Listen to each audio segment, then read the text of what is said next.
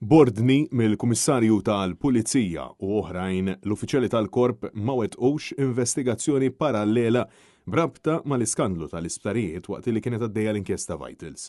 Dan saħqu fuq il-pedana tax-xhieda bil-ġurament l-Ispettur Wayne Borg. Meta qudiem il-Maġistrat Rachel Montebello, il-Pulizija li xedu konfermaw mal-Maġistrat li kienu involuti fit-tfassil tal-akkużi dan fil-waqt li l-Korp straħ biss fuq il-konklużjonijiet tal-inkjesta.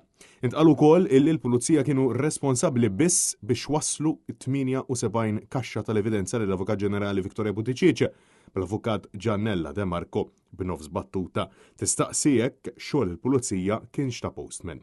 Għalaqstant, wara dan kollu, NetNews kiteb sensiela ta' mistoqsijiet lill-Kummissarju tal-Pulizija Angelo Gafà għalfejn ma rridx iwettaq investigazzjoni brabta mal-iskandlu tal-isptarijiet minkejja li kien konxju tal-inkjesta Vitals.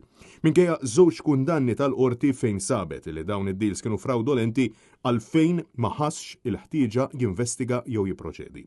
Jekk kellux komunikazzjoni dwar din l-inkjesta mal-predeċessur tiegħu Lawrence Kutajjar, jekk ħassx dover kemm professjonali kif ukoll morali biex jimexxi bl-investigazzjonijiet u finalment jekk in-nuqqas ta' investigazzjoni minnaħa tiegħu jirriżulta li kien nuqqas gravi fl-esitu tal-każ jekkux se jkun qed jerfa' responsabilità. Finalment fakkarnieh illi hu kien wieħed lil ġurnalisti mal-ħatra tiegħu lura fl-2020 li kien se jkun ċar u trasparenti magħhom u li dan huwa il-mument tal-prova l-Kummissarju biex verament jispjega għalfejn ordna biex ma ssirx investigazzjoni fl-akbar każ ta' frodi minn flus il-poplu. Iżda, wara dawn id-domandi kollha, sa issa għadna nistennew tweġiba.